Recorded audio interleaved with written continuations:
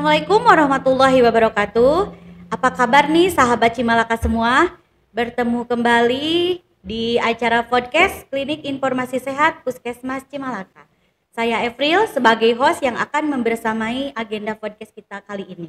Dan kali ini tema kita adalah tren kasus demam berdarah yang ada di wilayah Kecamatan Cimalaka. Baik, selanjutnya kita akan perkenalan dengan narasumber kita kali ini yang sudah tidak asing lagi.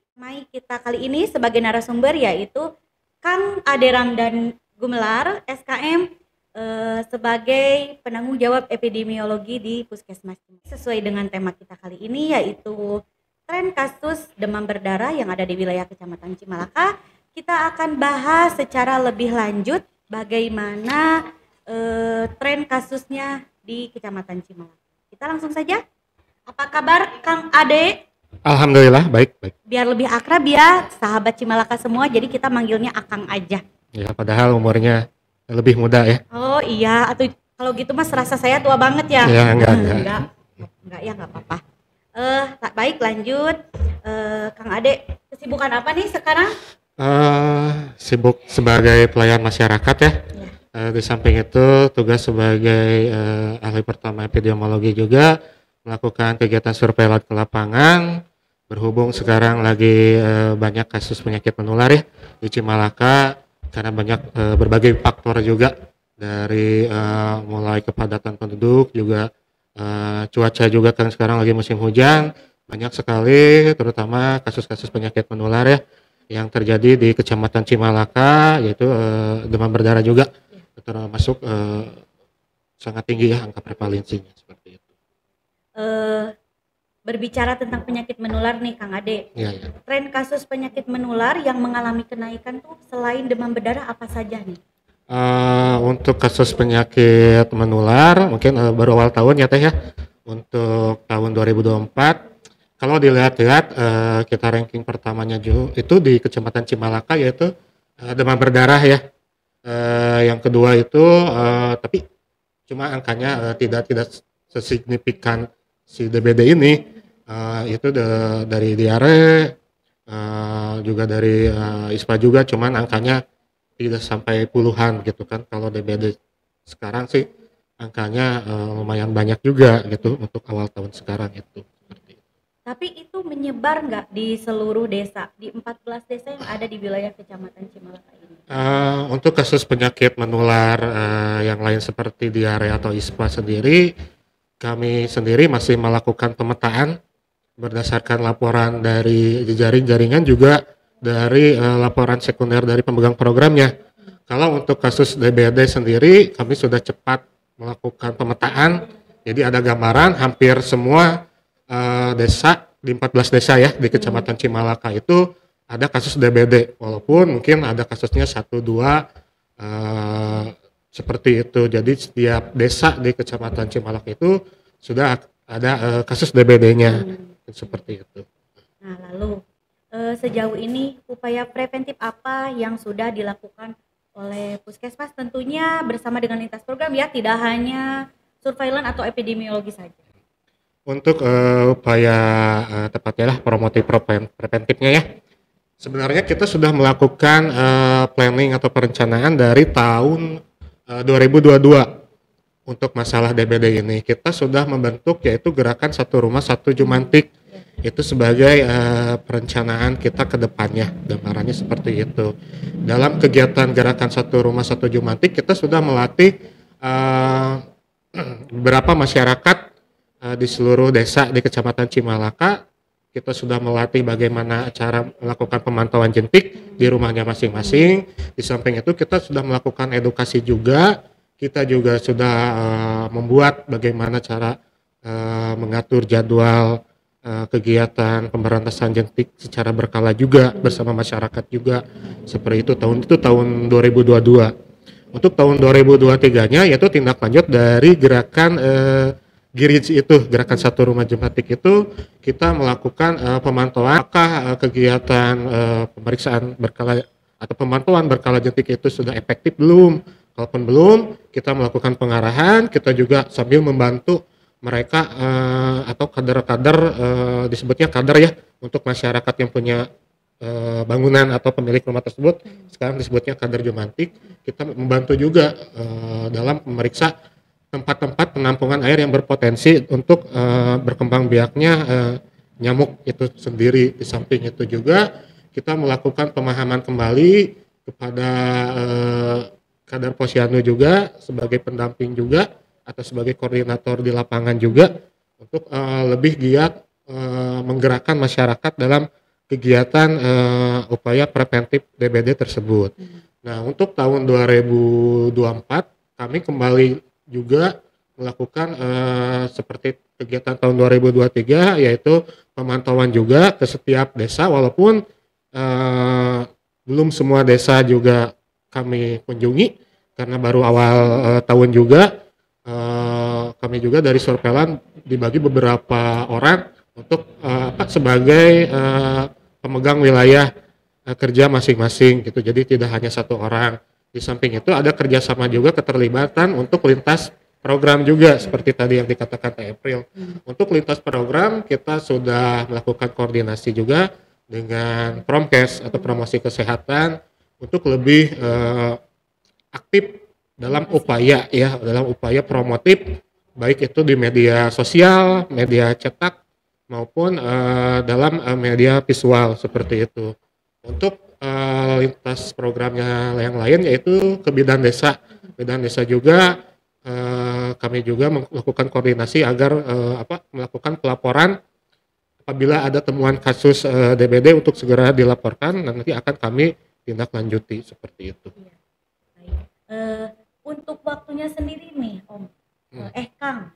Ya, jangan Om, belum tua ya. Ya Kang, untuk waktunya sendiri nih, Giriji itu ya, gerakan satu rumah satu Jumantik, apakah rutin di setiap minggunya atau berapa kali dalam seminggu Kang? Untuk kegiatan Giriji sendiri, kami dari awal juga untuk kegiatannya sendiri yaitu minimal satu minggu sekali ya. Itu berdasarkan prinsip dari siklus nyamuk, dari mulai pertama telur, larva, jentik sampai nyamuk dewasa itu kan 7 hari siklusnya gitu kan.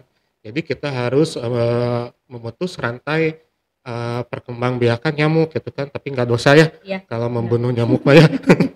Karena menyebabkan penyakit. Iya, karena menyebabkan kerugian bagi masyarakat. Itu kita merencanakan 1 minggu 1 kali. Untuk kegiatan harinya juga itu terserah masyarakatnya. Ada yang Jumat, walaupun hari Jumat berhalangan atau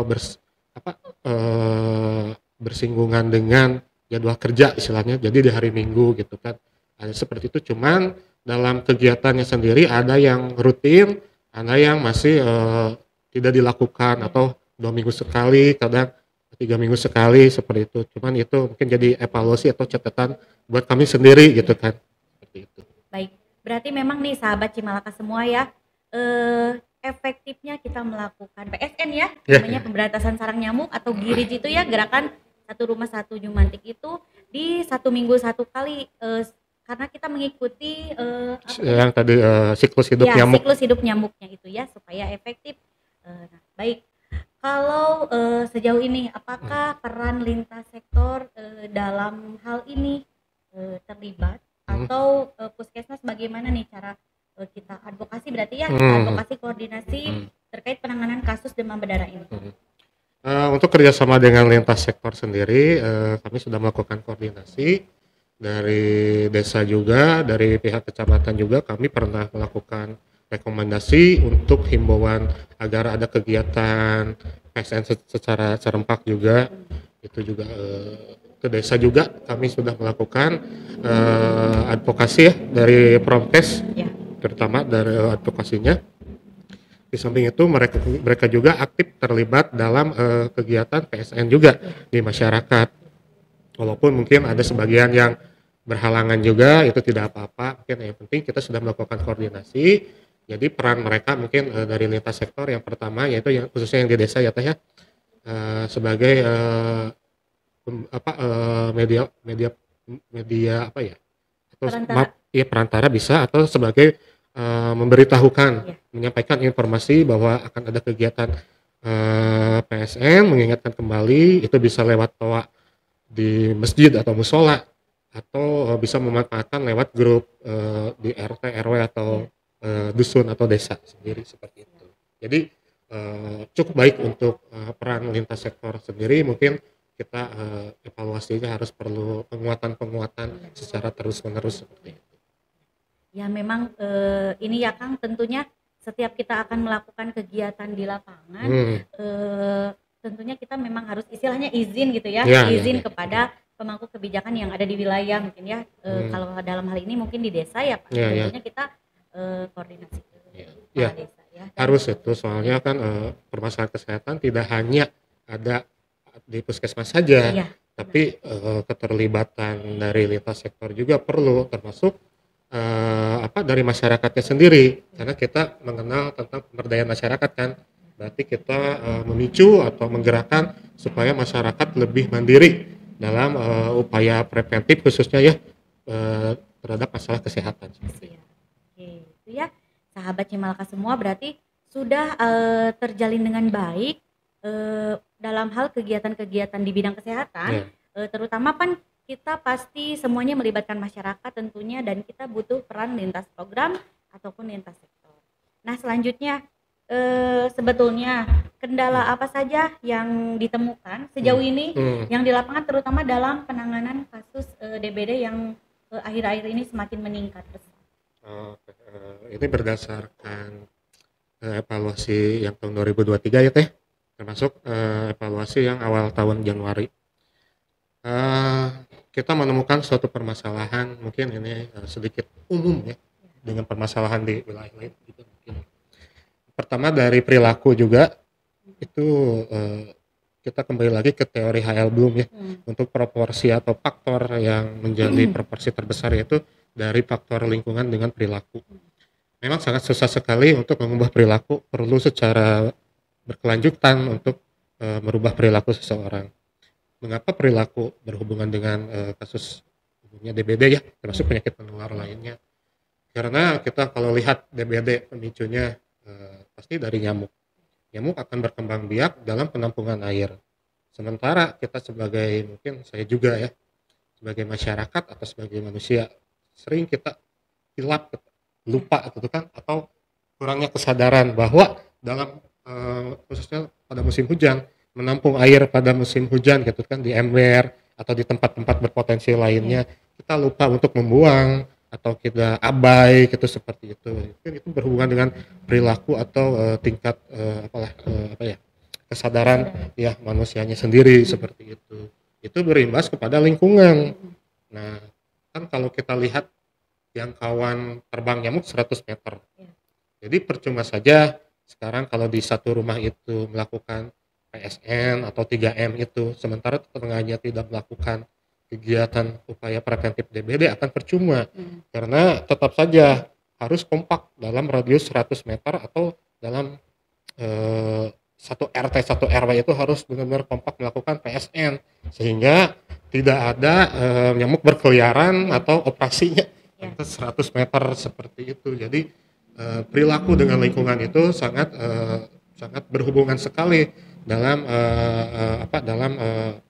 upaya pencegahan atau timbulnya kasus penyakit menular khususnya DBD itu. Jadi kendalanya tetap perilaku dengan lingkungan. Untuk itu mungkin kita sudah dibantu dengan Promkes atau dengan Bidan Desa, dengan Binwilkes untuk tetap melakukan edukasi, untuk melakukan sosialisasi penyuluhan, karena perilaku itu satu-satunya jalannya yaitu tetap kita melakukan intervensi melalui komunikasi atau edukasi seperti itu. Jadi perilaku untuk 1 minggu 2 minggu mungkin itu kan sulit untuk berubah, jadi terus menerus kita melakukan edukasi seperti itu. Karena seringkali kan ya kalau di masyarakat iya tapi justru kesadarannya tetap tidak berubah gitu. Nah, mungkin untuk Promkes juga kendalanya seperti itu ya Teh ya? Iya. Perilaku ya? Iya, masyarakat ya? Perilaku. Karena kalau lingkungan juga kalau perilakunya tetap seperti itu ya tetap tidak akan berubah. Iya, tetap. Tapi mungkin tidak maksud untuk menyalahkan masyarakat Ya. juga, mungkin dari kitanya juga mungkin ada sisi kelemahannya Ya, dari betul. cara penyampaian mengedukasinya mungkin agak sedikit tidak cocok dengan Konteks. budaya atau dengan masyarakat. Mungkin kita juga harus saling evaluasi Ya. gitu sama-sama. Kan beberapa kadang masyarakat itu kalau misalkan sudah ada kasus di wilayahnya nih, kadangkala kita selalu mengingatkan untuk ayo PSN, tapi dengan adanya kenaikan kasus kadang ada beberapa yang tidak sabar lalu meminta untuk lakukan fogging aja nih.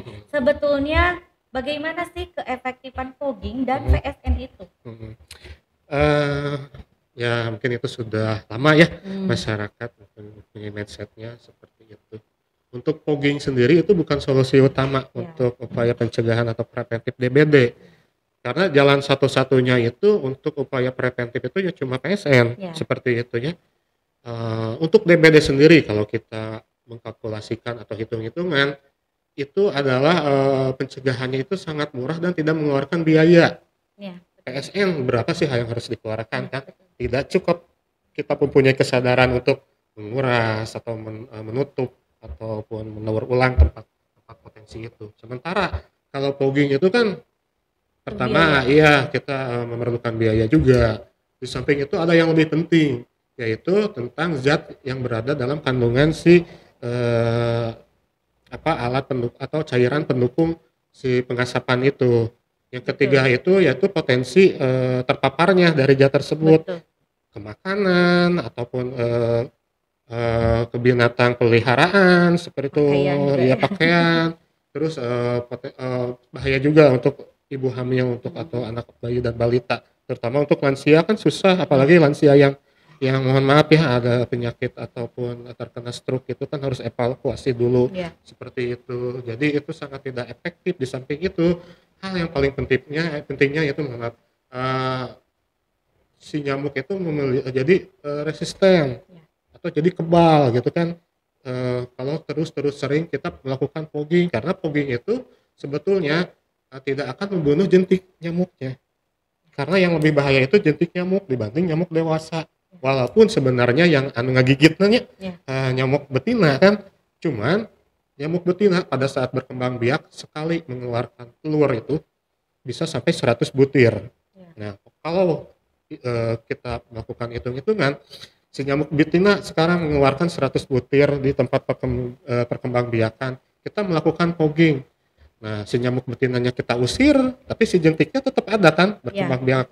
Nah, 100 butir itu kemungkinan akan menjadi nyamuk betina yang siap akan menggigit lagi manusia. Jadi tidak efektif. Tetap kita harus membuang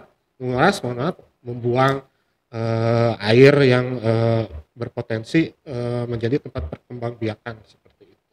Nah, itu berarti ya sahabat Cimalaka, dibanding dengan fogging justru PSN itu lebih penting, lebih efektif untuk kita memberantas sarang-sarang nyamuk ataupun tempat-tempat yang berpotensi akan menjadi perkembangbiakan nyamuk penyebab demam berdarah gitu ya.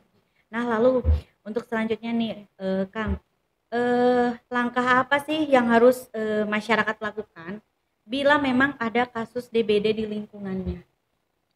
Oke, mungkin sekarang yang jadi permasalahan mungkin ada keterkaitannya juga. Sekarang lagi mungkin banyak kasus atau gejala ya yang sama seperti DBD, seperti demam, terus nyeri badan, sakit kepala seperti itu. Jadi rata-rata mereka itu tidak memeriksakan diri ke paskes ataupun ke fasilitas kesehatan seperti itu. Nah itu yang sangat berbahaya sendiri. Jadi mereka mengasumsikan kalau mereka itu DBD seperti itu. Mungkin itu menduga sendiri. Iya, menduga sendiri itu tidak baik mungkin ya. Nah mungkin untuk masyarakat bila mana kita kan sudah mengenal apa itu gejala-gejala DBD seperti demam, terus ya sakit badan seperti itu, kita harus cepat-cepat melaporkan ke bidan desa atau ke binwil, ataupun bisa langsung melakukan kontak ke puskesmas untuk memeriksakan diri, untuk segera memeriksakan diri ke puskesmas. Nanti di puskesmas akan diperiksa oleh perawat atau oleh dokter. Nanti rencana atau tindak lanjutnya seperti apa itu bagaimana dokter, apakah diperiksa lab juga ataupun bagaimana itu gimana dokternya. Cuman tetap bila ada merasa gejala seperti menjurus ke DBD seperti itu harus cepat-cepat menghubungi pihak kesehatan atau pemeriksaan, ataupun walaupun mereka misalnya melakukan pengobatan atau pemeriksaan di luar puskesmas, misalnya ke klinik swasta seperti itu, tetap mereka harus melaporkan melalui kader agar kita melakukan tindak lanjut dari puskesmas, karena kita tidak tahu permasalahan kesehatan apa yang mereka atau yang masyarakat derita gitu kan. Jadi di samping itu kita melakukan penyelidikan apakah penyakit tersebut akan berpotensi menularkan atau tidaknya gitu, walaupun mereka intinya memeriksakan di luar paskes gitu kan, klinik swasta seperti itu, tetap harus melaporkan kepada kader atau pihak puskesmas supaya ada upaya pencegahan ke depannya lagi seperti itu. Karena yang ditakutkan untuk proses penularannya itu ya, sehingga mungkin setiap masyarakat kalau menderita penyakit apapun sebaiknya cepat-cepat melaporkan gitu, minimalnya yang melaporkan ke kader atau ke bidan desa setempat gitu, supaya langsung ada penanganan atau penyelidikan epidemiologinya, sumbernya dari mana gitu ya, untuk mencari sumbernya itu. Baik, lalu sejauh ini bagaimana evaluasi penanggulangan DBD di masyarakat yang sudah dilakukan oleh petugas dari puskesmas ataupun dari masyarakatnya sendiri? Untuk evaluasi kita sudah melakukan kajian ya bersama tim Prokes juga, dari tim EPID juga. Pada tahun 2022 itu angka bebas jentik Cimalaka 78%. Pada tahun 2023 kita mengalami kenaikan atau bagus ya di angka 91%, dan juga termasuk angka angka kesakitannya juga pada kelas 2022 itu DBD kalau nggak salah ya 140 sekian. Nah untuk tahun 2023 itu kasus DBD itu sekitar 46 atau 45 gitu kan. Jadi ada penurunan kasus dan juga ada kenaikan angka bebas jentik. 2023 bagus gitu kan, termasuk tahun 2023 tidak ada angka kematian gitu kan. Cuman yang jadi permasalahan yaitu di awal tahun sekarang di bulan Januari itu sudah terdapat kurang lebih 25 kasus. Berarti hampir setengahnya kasus dari tahun kemarin gitu kan. Baru awal tahun itu. Aduh, jadi catatannya juga kita juga jadi perhatian gitu kan. Ya mungkin secara kalau dievaluasi untuk penanganan atau untuk kasus tahun 2023 mungkin ada kalau kita disebut baik juga, saya juga merasa belum gitu kan, karena target angka bebas jentik kan 95%. Sementara kita baru 91%. Cuman ada kenaikan lah seperti itu. Untuk angka kasus juga sedikit berkurang, cuman menjadi perhatiannya ini untuk evaluasinya mungkin yang Januari ini ada kenaikan kasus di awal tahun juga sebanyak 25 kasus kurang lebih. Nah, kita melakukan evaluasi berdasarkan hasil kegiatan surveillance dan penyelidikannya juga termasuk dari informasi dari warga juga. Kita tidak bisa mengabaikan informasi dari warga, terutama juga dari Binwil dan bidan desa juga, faktor-faktor apa saja yang berpengaruh terhadap kenaikan kasus. Kita sudah melakukan kajian bersama-sama, ternyata tetap masalah perilaku juga. Ternyata pada Januari itu sebenarnya kalau termasuk saya juga dan teman-teman ya, kalau kita melihat atau memeriksa bak mandi sebenarnya itu relatif sedikit yang ditemukan jentik. Kebanyakannya itu adalah di tempat penampungan yang berada di luar, seperti ember yang menampung air hujan ya. Terus ada pot juga kan, bawahnya suka ada apa? Piring apa itu ya? Seperti itu ya, mangkok itu. Nah itu pas dilihat banyak sekali. Terus ada ban bekas juga yang di dalamnya itu ada. Kalau di dalamnya itu ada dispenser yang apa sih, tatakan ya itu ya? Itu yang buat nyimpen gelasnya.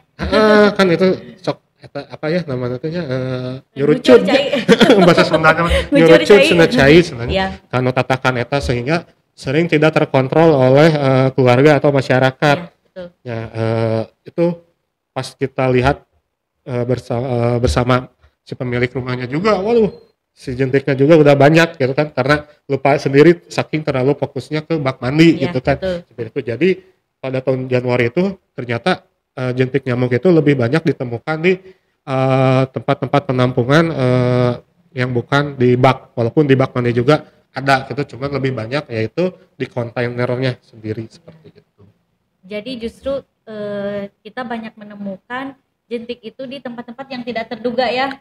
Yang tidak terduga. Jadi nih untuk sahabat podcast Cimalaka semua, perhatikan semua tempat penampungan air ya, apapun itu tempatnya, jangan sampai terlewatkan gitu ya, sekecil apapun gitu. Kadang kan nah ada apa namanya itu bambu gitu kan, suka Ya, ada bolong pagar gitu, ya. pagar gitu kan, suka nggak Tutup ya, harusnya ditutup, tutup. harusnya ditutup. Terus kayak kebun gitu kan suka ada tempat-tempat yang mangkuk bekas Ya, gitu betul. kan, sampah yang kayak gitu, walaupun sebenarnya salah ya membuang sampah ke kebun gitu kan. Betul. Terutama itu suka ada jentik di sana kan, jadi tidak terkontrol Ya. seperti itu. Nih, ngomong-ngomong sampah nih, apakah sampah bisa berpotensi untuk perkembangbiakan nyamuk atau tidak?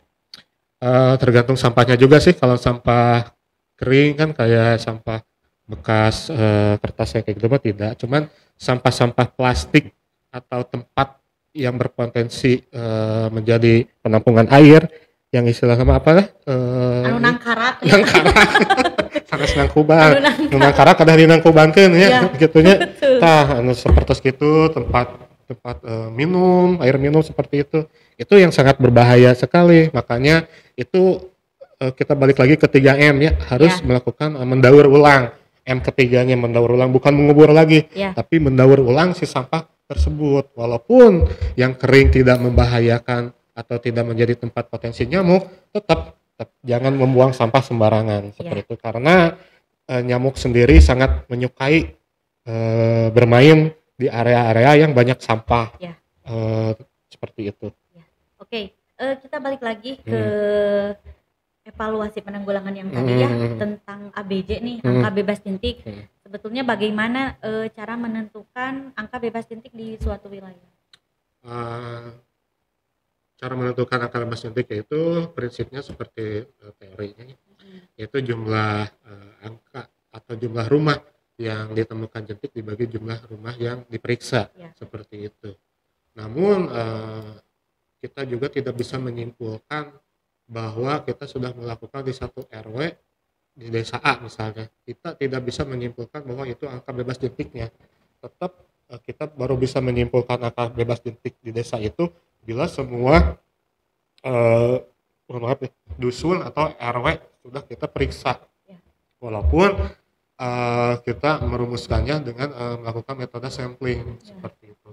Jadi kita bisa belum menentukan itu angka bebas jentik suatu desa bila kita diperiksanya hanya satu RT atau satu RW saja, seperti itu. Jadi pembagiannya tetap seperti yang tadi saya sebutkan, teorinya yaitu angka rumah yang berkedapatan jentik dibagi jumlah rumah yang diperiksa, gitu, seperti itu.